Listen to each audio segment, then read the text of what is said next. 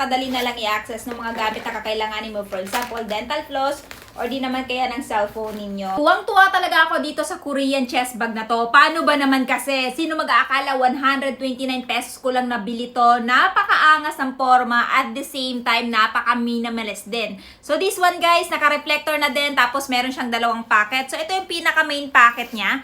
Ayan, kung saan pwede ka maglagay dito ng mga gamit ninyo at kita nyo naman kung gaano siya ka-spacious. So naglagay tayo dito guys ng dental floss. Ito din yung ating wallet.